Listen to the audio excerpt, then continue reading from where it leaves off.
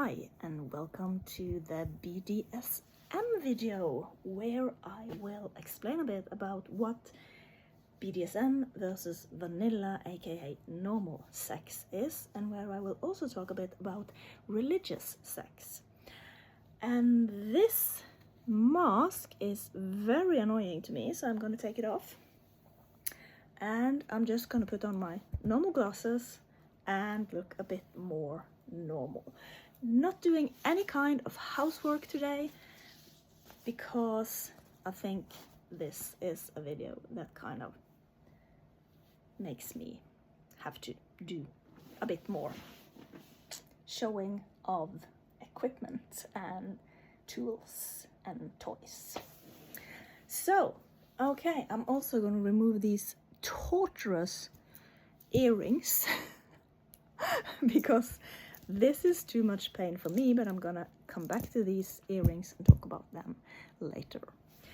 Okay, so what is BDSM and what is vanilla aka normal sex? Well, that's a big question because this is a continuum.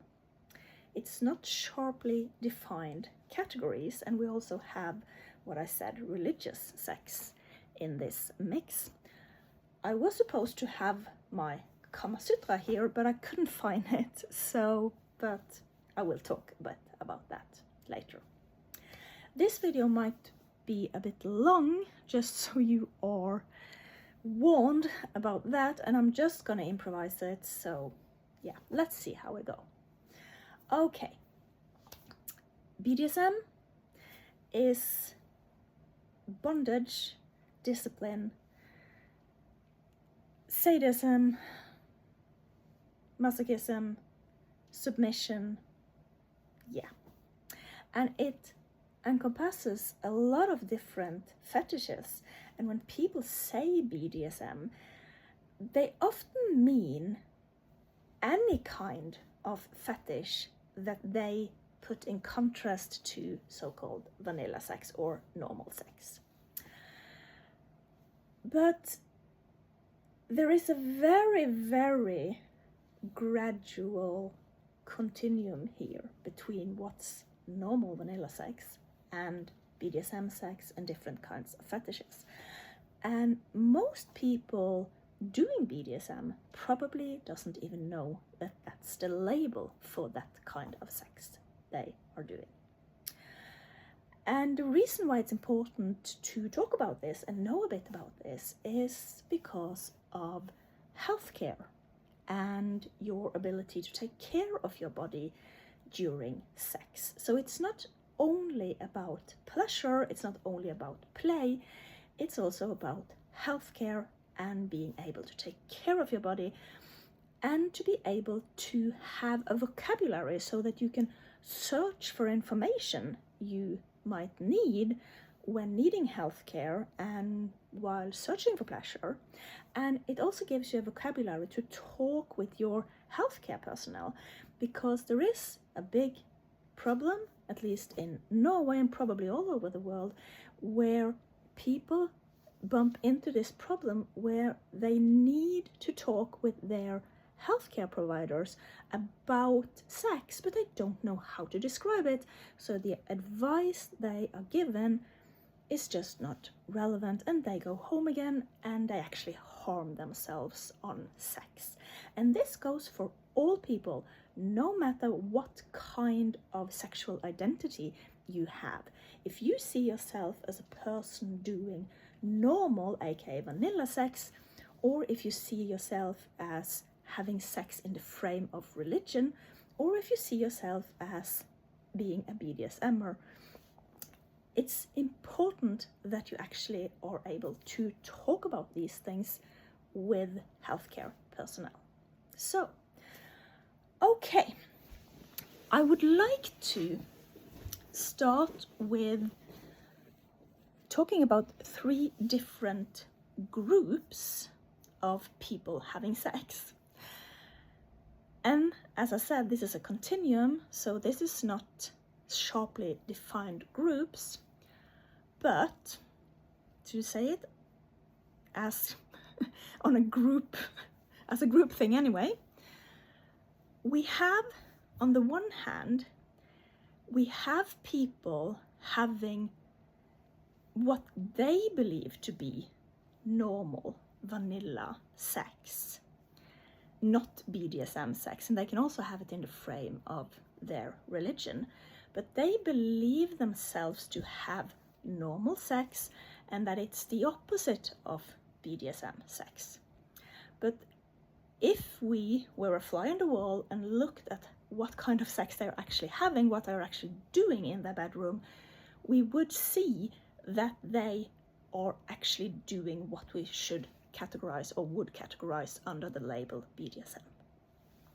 So we have this group of people who are, they can have a very well functioning sex life because they can be kind to each other, they can have a focus on consent, they are not criminal in any way, and they believe that they are doing vanilla sex, but they are actually doing BDSM sex. And then we have a group here, and they are doing BDSM sex. They know they are doing BDSM sex, so they are well aware of the words, of the concepts, of the labels, of how to communicate with their healthcare personnel about it. And this group of people are very, very functional, healthy people. So this group of people, we can just say, okay, they are doing great, just continue as you are. But then we have, on the other end here, we have a group of people who are doing BDSM sex according to themselves, but they are actually very abusive, criminal, violent. They are actually harming each other, and they are believing that they are doing BDSM. So they have access to the words, the labels. They know how to put it into Google or an AI and search for information, but they choose to not do it. And this group in the middle, who is doing BDSM, they are identifying as BDSMers, they know how to find information about what they are doing, and so on. That group is not the group we are going to be worried about. But we are going to be a bit worried about the group that are doing BDSM, but they believe that they are doing normal, aka vanilla sex. They might be very functional together in their bedroom in private, but the dysfunction happens when they want to seek help and healthcare.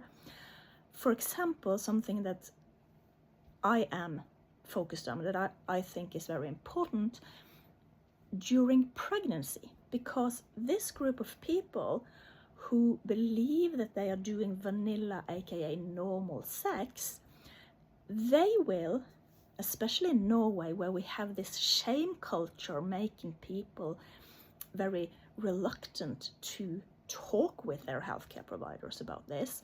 And we also have had a problem in Norway with healthcare personnel being dragged into court and to jail and so on because of sexual abuse. So healthcare personnel, doctors, gynecologists,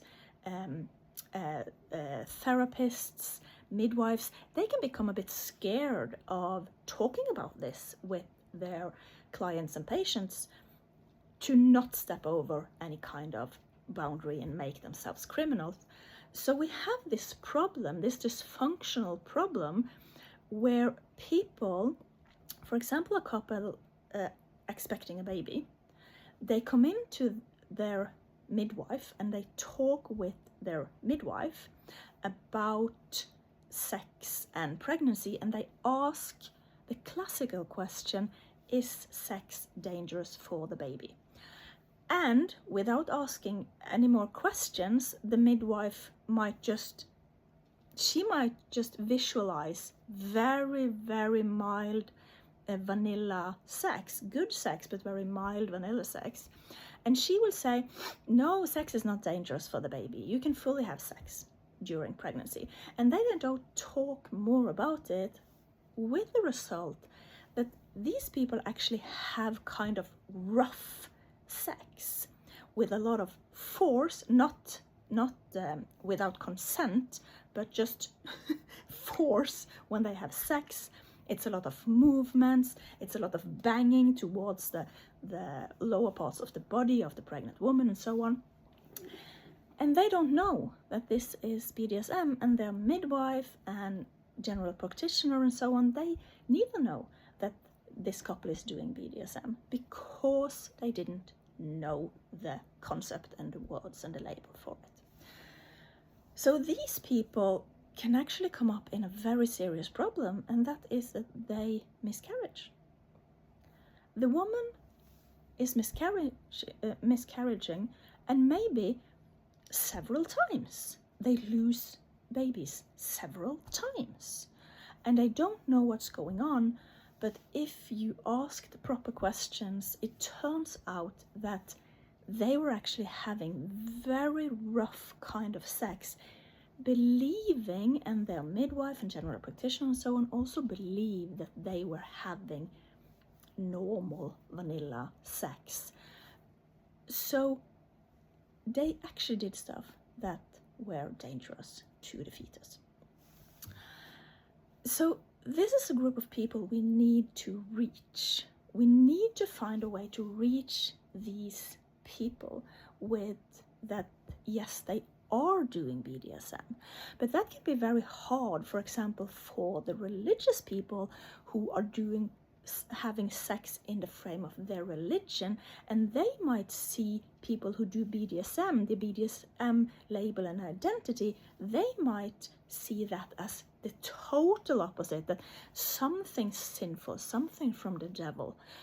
But if again we are a fly on the wall and we see what is actually going on in the bedroom, they do have BDSM sex. So this group we have to find a way to reach. And we also have to find a way to reach this group of people who claim to do BDSM sex, but they are actually abusive, they are raping each other, they are being very harmful to each other. And that group, it's very typical to see them, for example, on FetLife or on Tinder or other dating apps.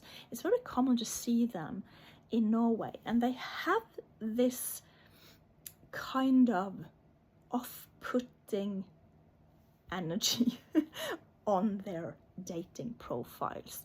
There is something about them that makes me go, no, I don't think these people are doing BDSM.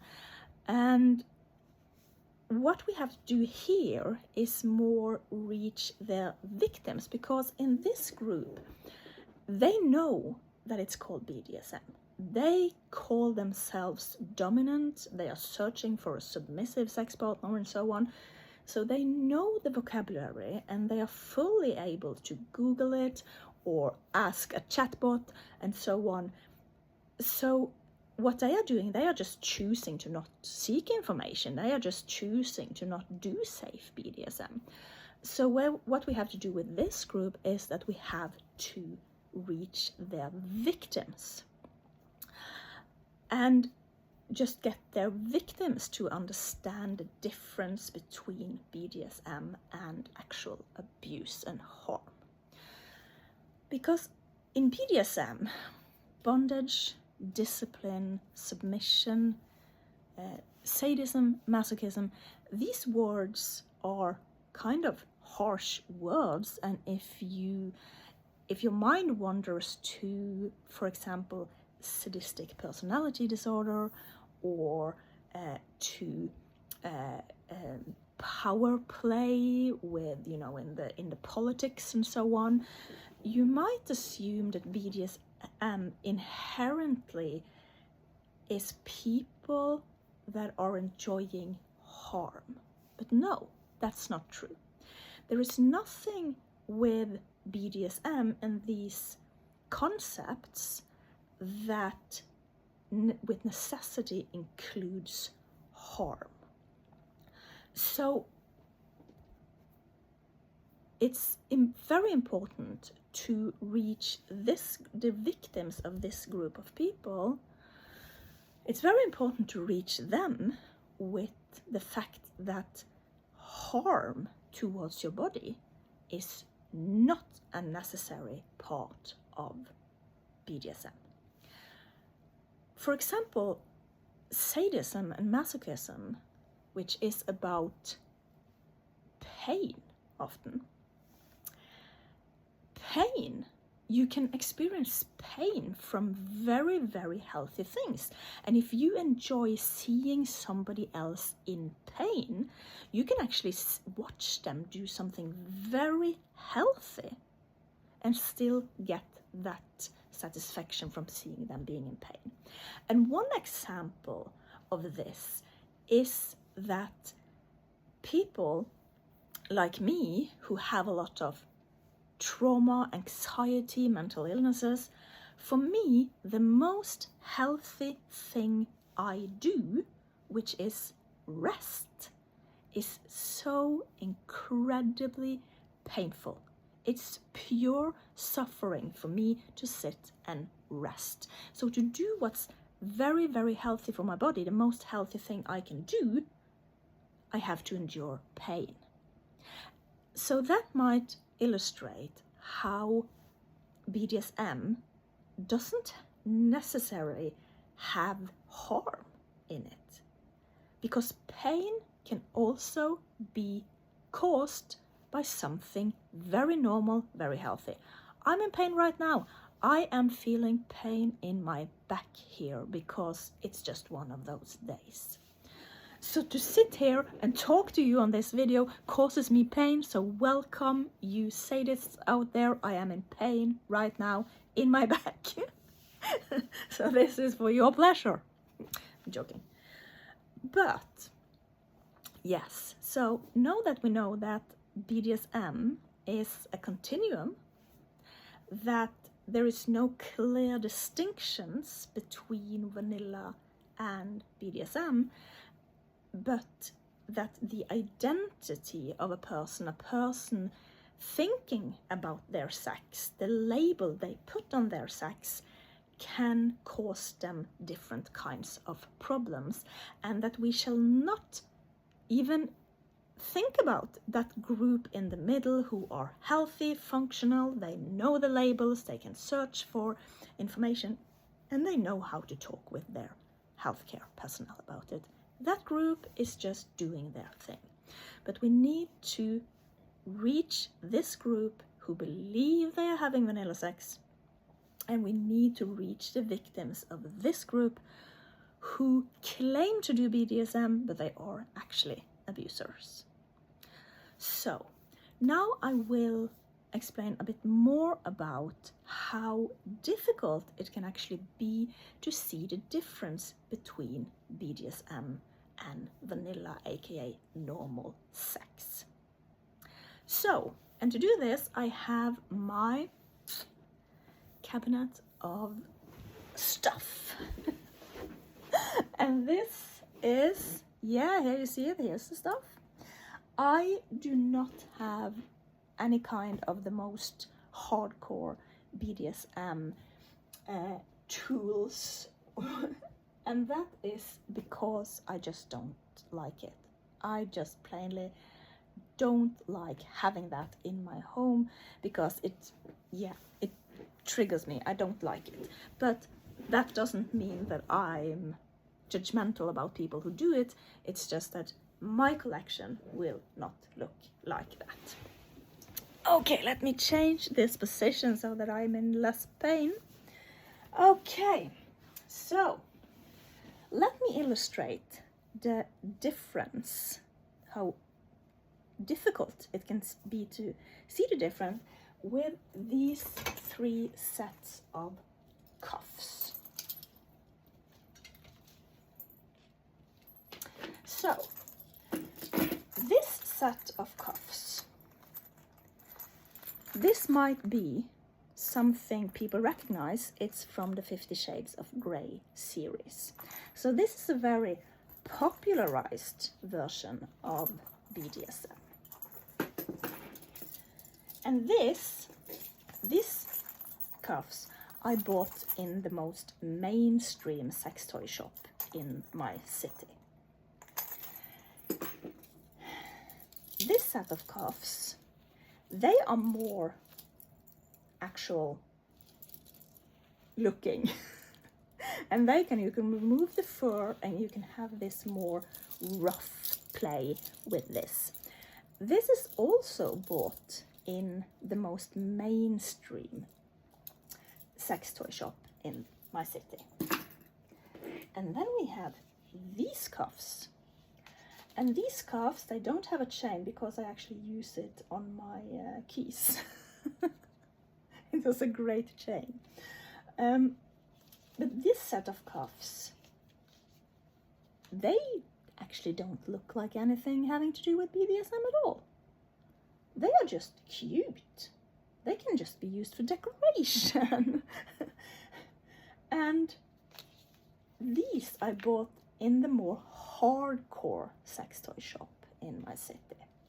So when I show you these 3 sets of different cuffs, it might become a bit easier to see that, oh, it can be very difficult to know the difference between vanilla sex and BDSM and people doing BDSM and vanilla sex.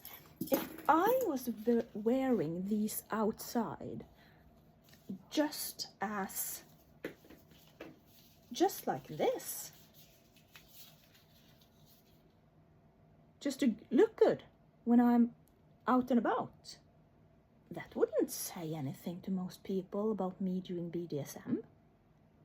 So if I came into a midwife's office with this around my arm, I would just look flamboyant. I would just look dolled up, as I often am. So this goes to show that this difference can be hard to notice. And what is also important to know is that things like cuffs and other kinds of equipment can be used if you are disabled. And then it will have nothing to do with BDSM, not even emotionally, but you can use it. A pair of cuffs like this can help you stay in a normal vanilla sex position for longer.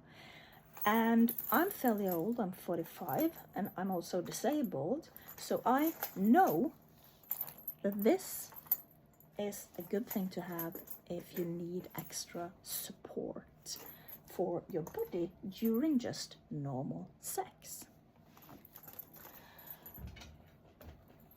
So this distinction between vanilla, normal sex and BDSM is so difficult to make that it can't be made.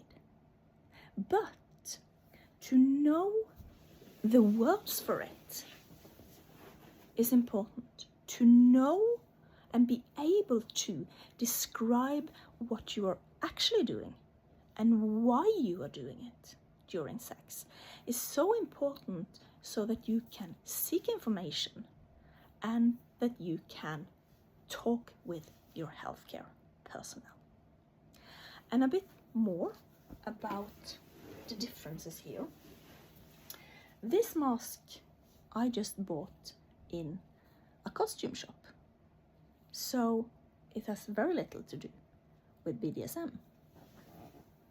But then I have this mask, and this is the 50 Shades of Grey masks, and that is more BDSM. But look at the difference here. Look at the difference in quality on these masks.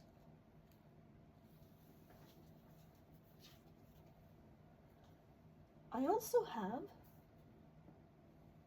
these feathers. This feather It's starting to get a bit old. And I'm using it for decoration. And this is just bought in a hobby shop. Well, these feathers are bought in a sex toy shop. I also have this rope here, and this rope, it's just cute and pink. And if I just styled it in a different way or used it in a different way, nobody would even know that I had bought it in a sex toy shop. And here, this is just something I bought to my curtains, but it's the same kind of rope. This is a little bit rougher. So again, this goes to show that it's very difficult for the observer, for the outsider, to know if the person is doing BDSM or just so-called vanilla sex, because it's so similar, and you can buy these different things in so many different shops. And then I would like to talk about my grandmother, to talk a bit more about the religious sex. So I have on me her cross and these ear ornaments, and they are just pure torture. And she used this kind of ornaments, these kinds of earrings.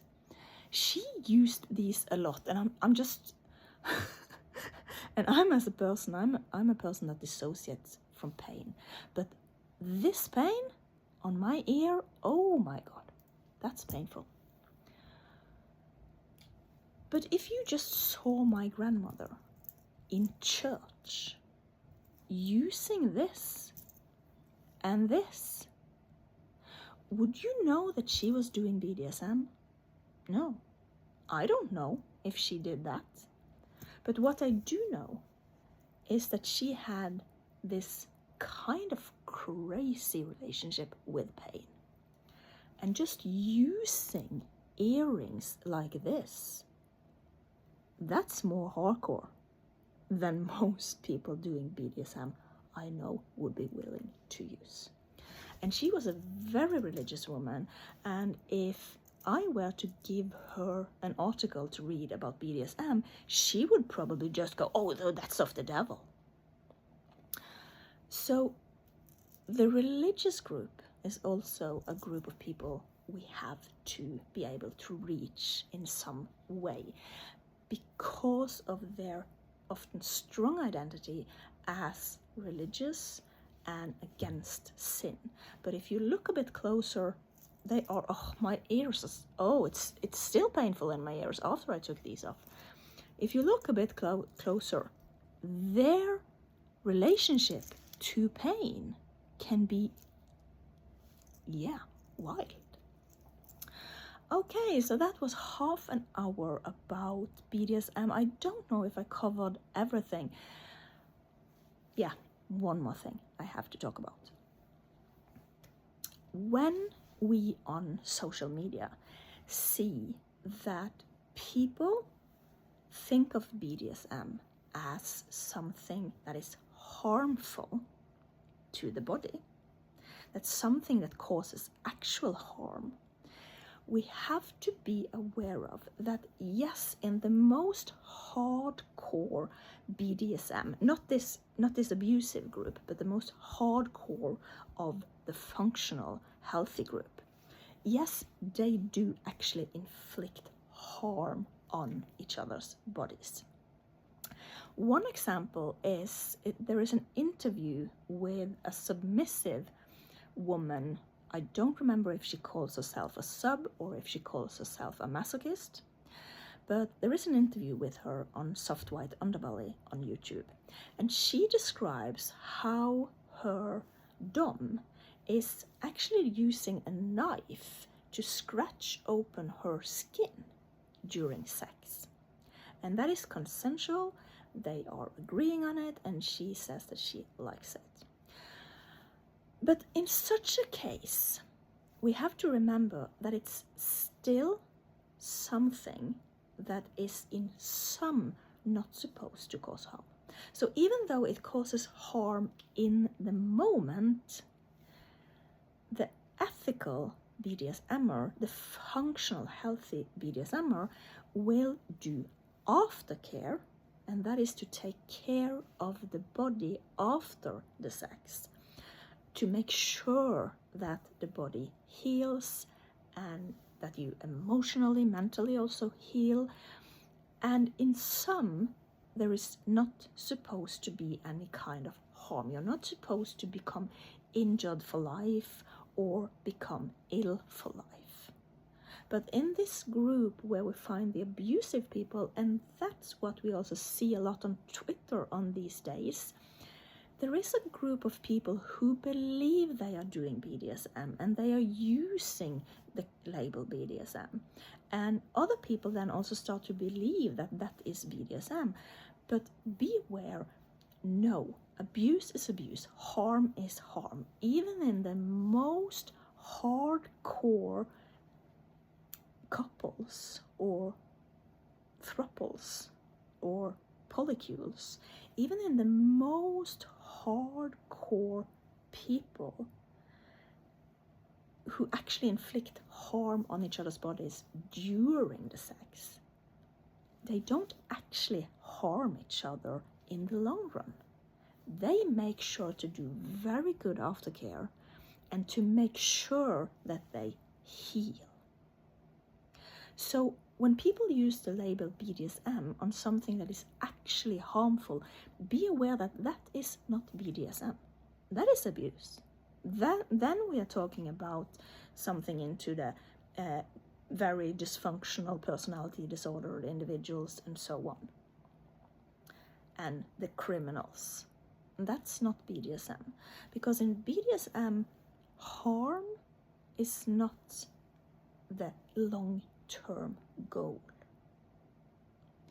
So remember, BDSM doesn't have to be about harm at all. And a lot of people who believe they are doing vanilla sex are actually doing BDSM, and we have to reach them with the fact that they are doing BDSM, so they are able to talk with their healthcare providers about it, so they are able to seek information.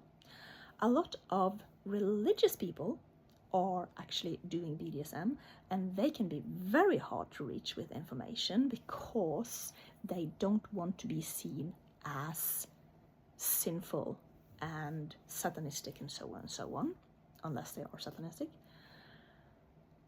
And we have to reach the victims of the group who are doing harmful, directly harmful, abusive, and calling it BDSM. We reach that group of victims.